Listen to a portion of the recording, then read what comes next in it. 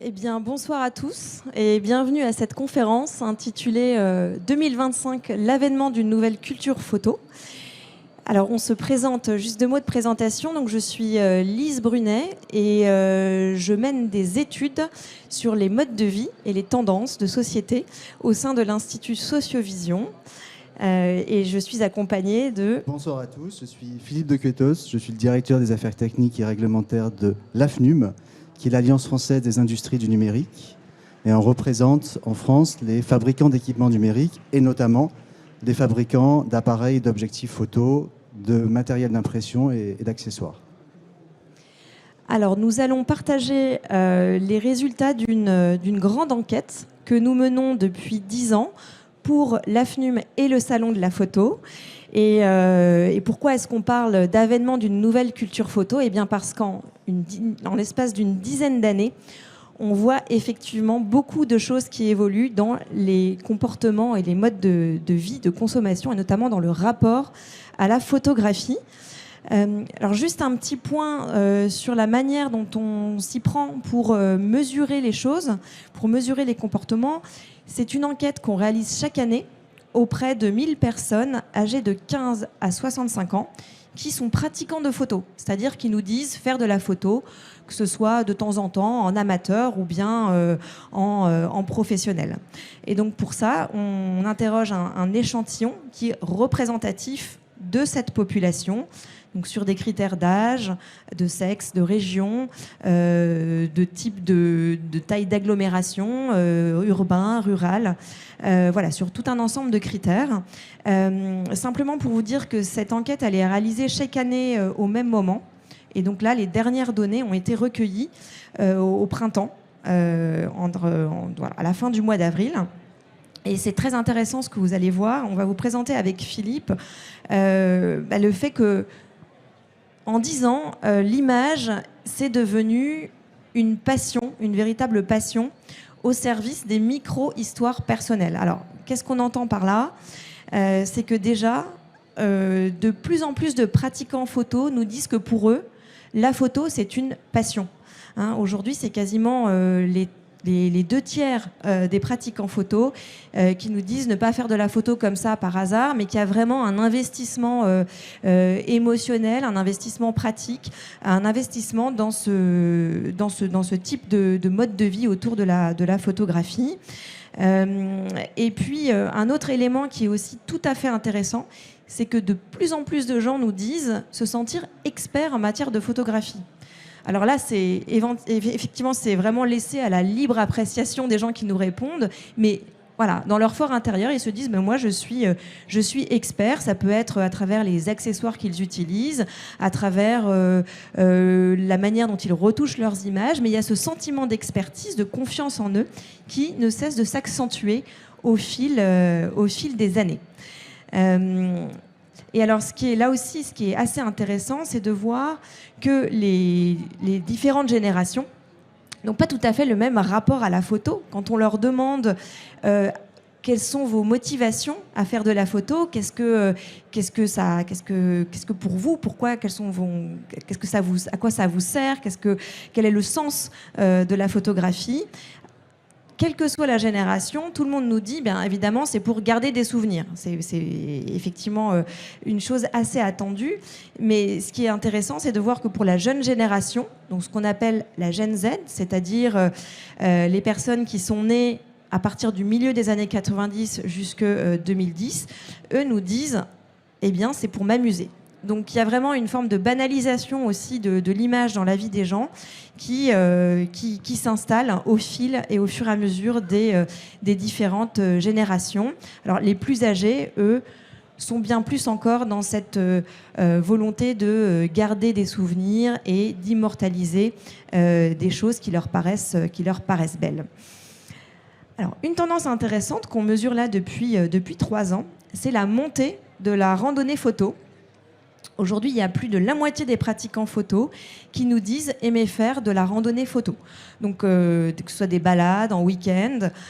Donc, c'est vrai que l'attrait pour l'extérieur, la volonté de recueillir des expériences et de les figer dans le temps, aussi, ça fait partie des tendances qui montent beaucoup, sachant que la randonnée, pour info, c'est un des sports préférés, notamment des plus jeunes générations. Donc là aussi, ça fait deux éléments très intéressants en termes de loisirs qui se rencontrent, randonnée et photographie. Quels sont les sujets, les prises de vue qui intéressent le plus les pratiquants de photographie? Alors ici, vous avez les chiffres en détail, la hiérarchie. Le premier sujet qu'on aime prendre en photo, eh bien, ce sont les amis et la famille, suivi des photos de paysages et de nature. Ce sont vraiment les deux principaux types de clichés qu'on aime prendre. Suivi des photographies d'événements. On aime célébrer les anniversaires, les mariages. Et puis les photos du quotidien, que ce soit des fous rires, des activités. Donc ça, c'est un petit peu le socle aujourd'hui des sujets qu'on aime le plus prendre. Sachant que vous voyez, il y a quand même beaucoup de choses qui tournent autour du lien social, des relations sociales. Et ça aussi, je trouve que c'est quelque chose d'intéressant à noter. À noter également que le selfie arrive en 5e position. Alors, on ne posait pas cette question il y a 10 ans, mais il y a tout un pensée que c'est vraiment quelque chose qu'on fait beaucoup plus qu'auparavant, puisque c'est un tiers des pratiquants photo qui nous disent aimer faire des selfies. Je reviens juste ici sur les tendances qu'on observe, qui s'affichent à l'écran. Et je vous invite à regarder les éléments qui montent. C'est-à-dire que depuis 3 ans, ce qui monte, c'est les portraits photographiques, les photographies d'œuvres d'art et la photographie sous-marine. Voilà un petit peu les tendances un peu plus émergentes qu'on voit se manifester parmi nos pratiquants photo. Alors, la photo, c'est une passion, mais c'est aussi une activité au service de l'activité professionnelle. Là aussi, c'est intéressant. Alors, vous savez que les tendances, on peut les appréhender de différentes manières.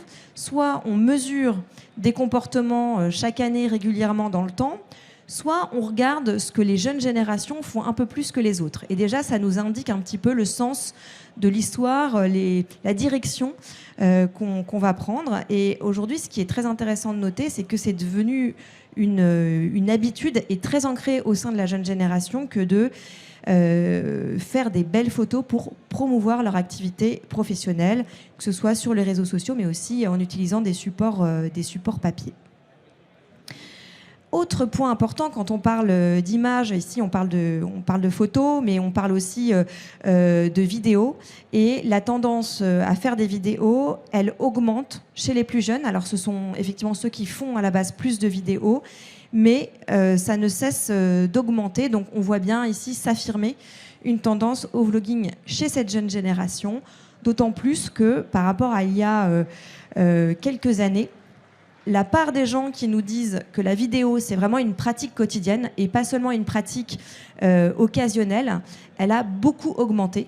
Aujourd'hui, c'est un tiers des pratiquants photo qui nous disent que faire de la vidéo, c'est aussi complètement intégré à leur usage quotidien. Quand on regarde aussi ce qui a beaucoup évolué au cours des dernières années, avec tous les nouveaux outils qui sont à disposition, c'est le type de photo qu'on va privilégier.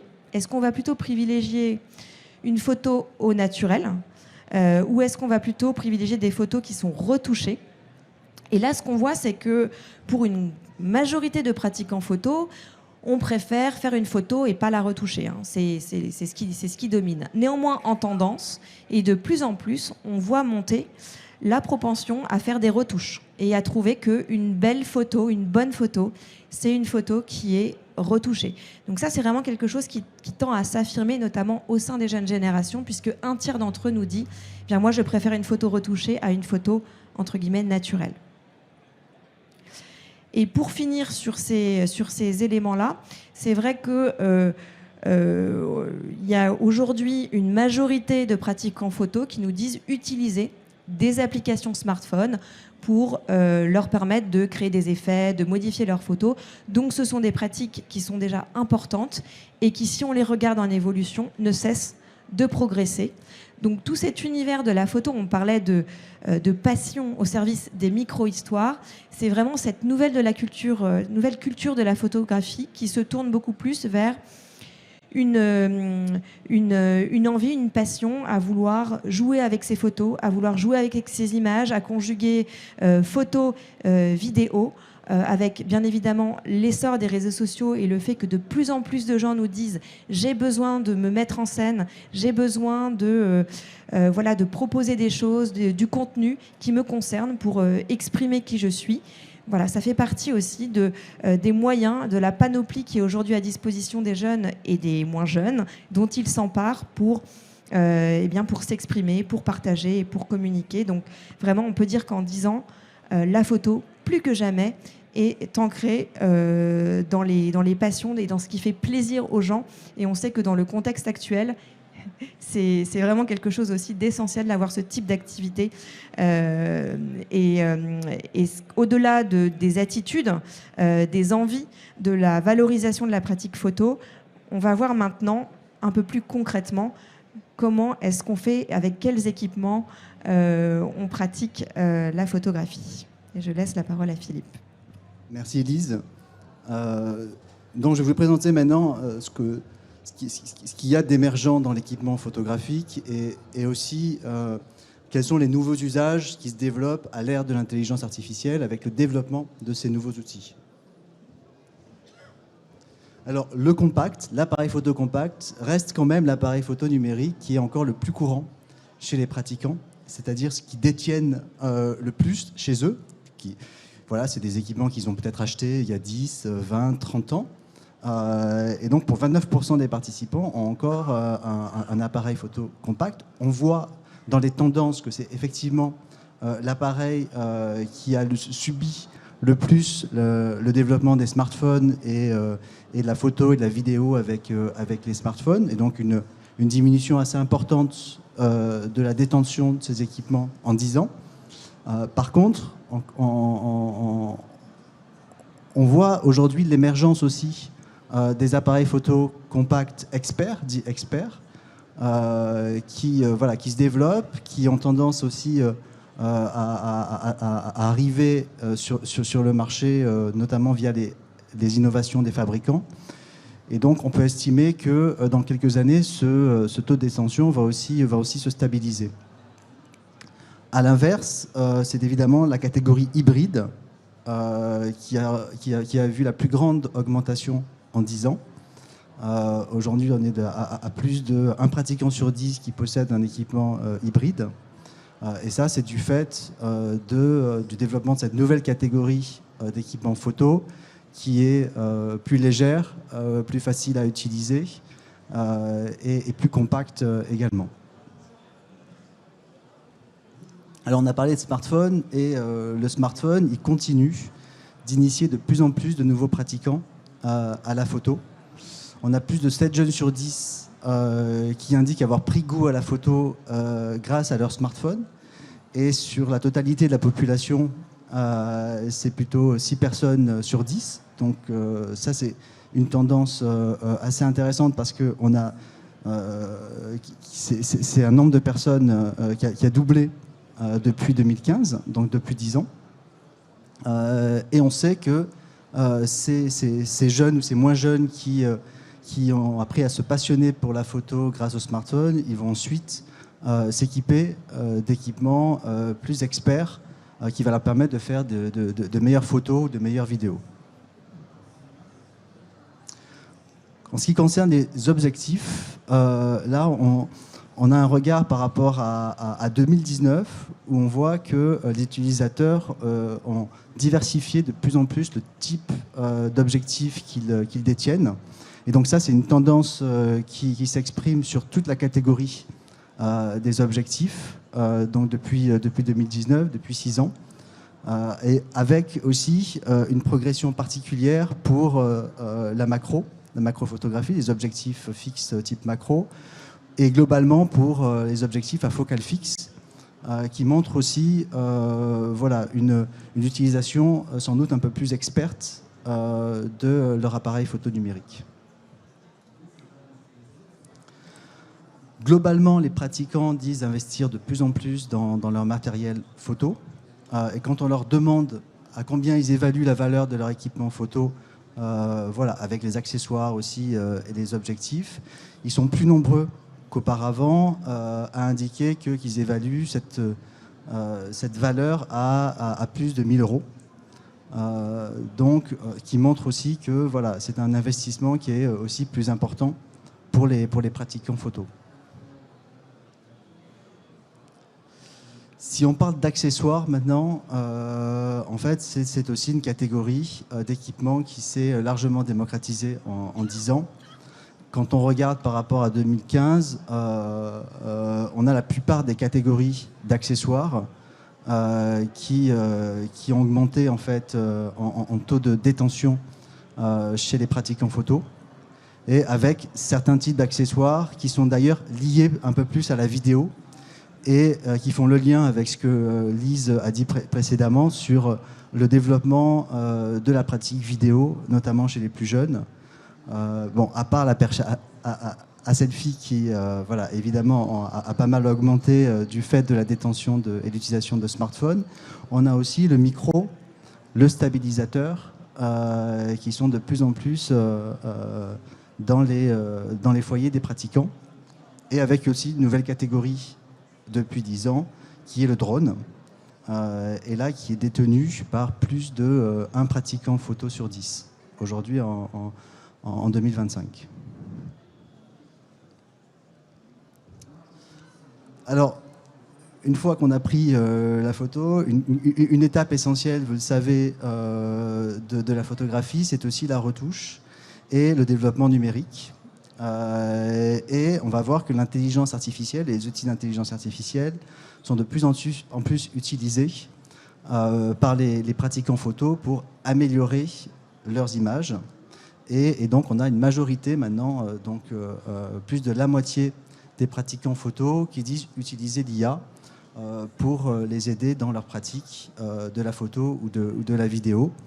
Ça, c'est le chiffre global. Et si on regarde un peu plus dans les détails, déjà, globalement, l'intelligence artificielle est utilisée pour compenser les lacunes techniques, les difficultés que peuvent avoir les pratiquants, notamment pour la retouche. On voit qu'il y a plus d'1 pratiquant sur 2 qui utilise l'intelligence artificielle pour des fonctions de retouche de photos. Et donc, on sait que l'IA permet d'automatiser certaines fonctions de retouche. Et plus d'1 tiers qui utilise pour des fonctions de tri. Et voilà, les pratiquants photo n'ont jamais pris autant de photos qu'avec l'avènement du numérique, que ce soit sur smartphone ou sur les appareils photo numériques. Et une fois qu'on a pris toutes ces photos, il faut aussi les trier. Et les outils d'intelligence artificielle voilà, proposent maintenant des fonctionnalités de tri. Si on regarde aussi dans les fonctions qui sont utilisées, on peut aussi noter, par exemple, la génération d'arrière-plan ou la suppression d'éléments de manière automatique sur les photos. Donc ça, c'est une tendance qui a émergé. Mais aussi la restauration de vieilles photos, de vieilles vidéos, voilà, qui ont été prises peut-être aussi avec de l'argentique. Ou alors appliquer un style artistique sur ces photos. On a vu tout à l'heure avec la présentation de Lise que voilà, de plus en plus de pratiquants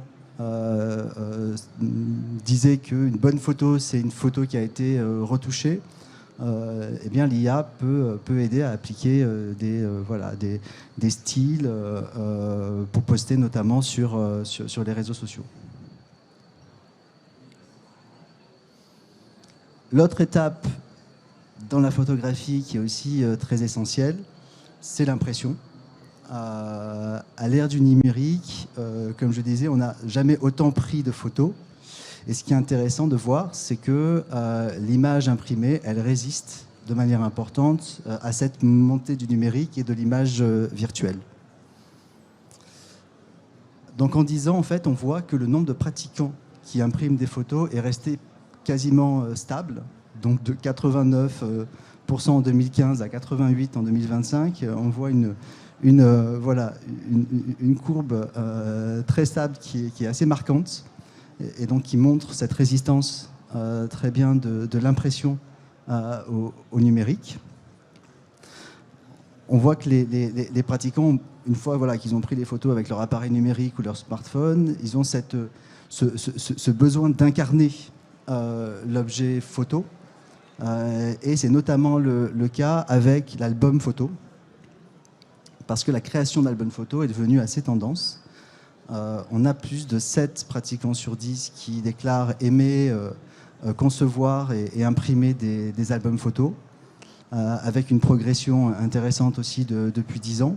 On est passé de 6 pratiquants sur 10 à 7 pratiquants sur 10 aujourd'hui.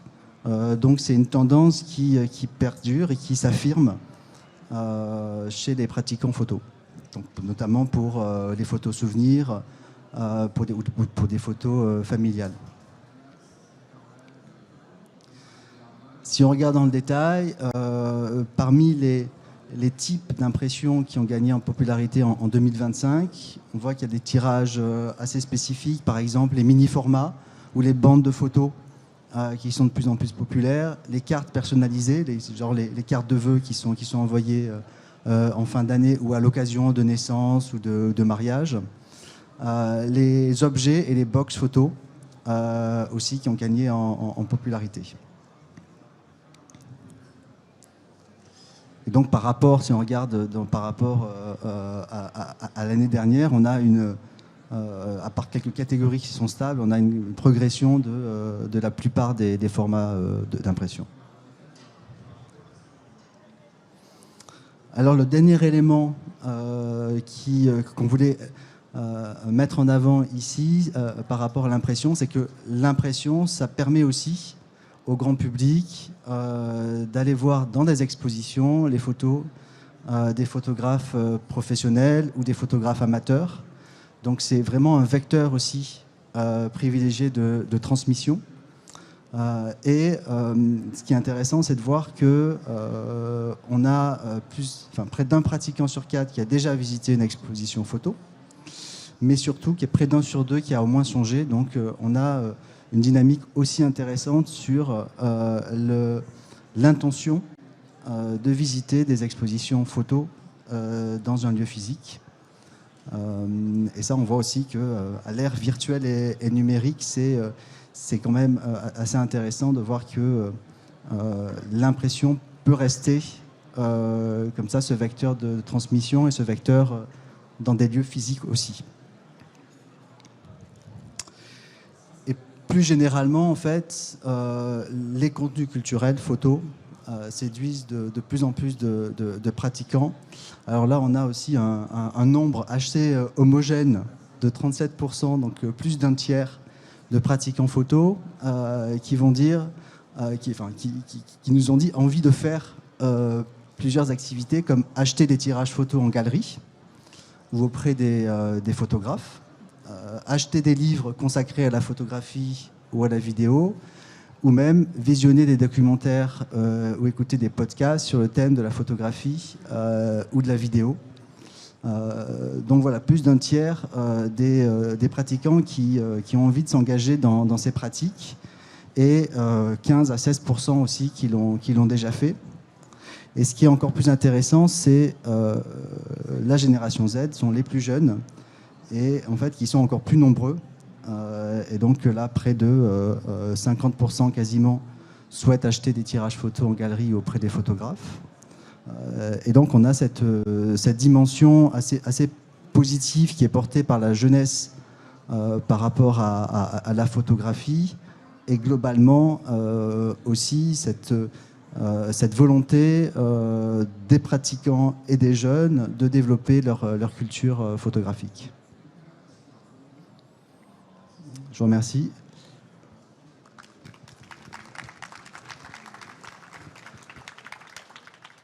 On a le temps pour quelques questions. Si vous en avez, n'hésitez pas.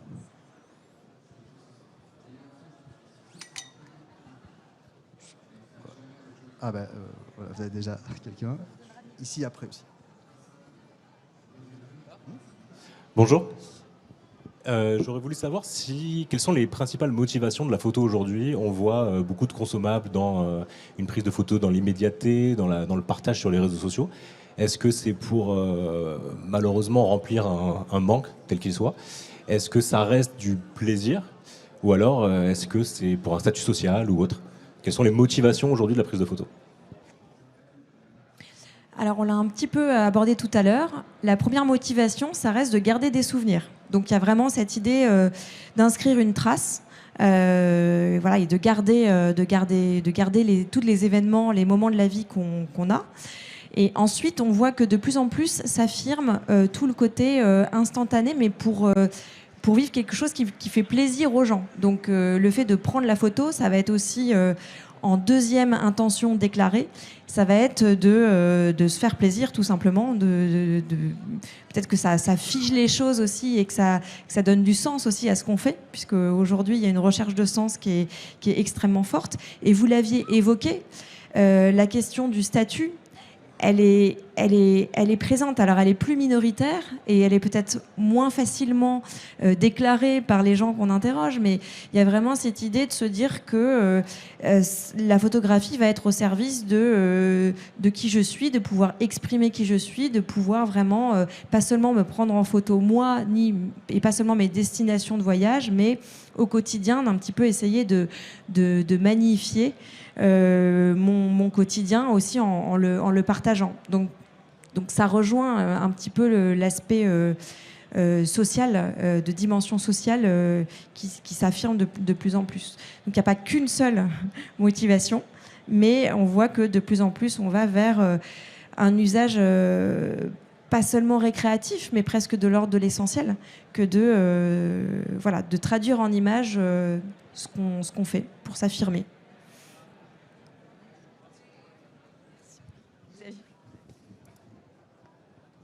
Merci. Alors, dans le slide où vous présentiez les différents types d'appareils photographiques possédés, vous ne mettez pas dans le slide le smartphone. Je voulais savoir pourquoi. Et alors, dans des slides qui précédaient, quand les gens disent qu'ils le prennent pour garder des souvenirs ou pour s'amuser, est-ce que dans les questions qui étaient posées, est-ce qu'il était possible, est-ce que cette question-là supposait qu'il était possible qu'elle soit prise par smartphone? Oui, alors la pratique, globalement, lorsqu'on a interrogé les pratiquants photo sur leur pratique, la photo ou leur vidéo, on ne leur a pas demandé avec quel appareil ils pratiquaient en fait voilà, la photo ou la vidéo. Donc c'était agnostique à tout équipement. Donc toutes les données qu'on a communiquées, elles concernent autant le smartphone que les appareils experts. Et on sait qu'il y a aussi pas mal de pratiquants qui ont... Enfin, tous les pratiquants photo ont généralement aussi un smartphone, donc ils peuvent jongler aussi avec leurs différents équipements. Et lorsqu'on a présenté aussi le taux d'équipements qui sont détenus par les pratiquants, on n'a pas mentionné le smartphone parce que c'est un peu évident quelque part que voilà, ça c'est une donnée assez évidente. Il y a quand même plus de 9 pratiquants photo sur 10 de mémoire qui ont un smartphone et qui vont pouvoir l'utiliser. Ce qui était plus intéressant pour nous, c'est de montrer aussi cette variété d'équipements photo en dehors du smartphone voilà, qui s'est développée et la montée des autres types d'équipements comme les hybrides notamment. Non, je reviens juste sur un point que tu as montré, Philippe, c'est que aujourd'hui, le smartphone, c'est aussi un pont vers des équipements beaucoup plus experts. Donc on voit que c'est une étape dans le parcours d'équipement photographique de beaucoup de passionnés de la photo et que souvent après, quand ils veulent aller un petit peu plus loin, et souvent ils veulent aller plus loin, il y a ce besoin de cet intérêt qu'on a vu monter pour les objectifs aussi, donc qui montre aussi que le sentiment d'expertise qu'on a pointé au début de la présentation, elle se traduit aussi par une volonté de varier ses équipements et d'avoir du matériel un peu plus expert, voire pour une minorité grandissante aussi, peut-être de se retourner un peu plus vers de l'argentique, de s'intéresser à toute cette culture de l'argentique.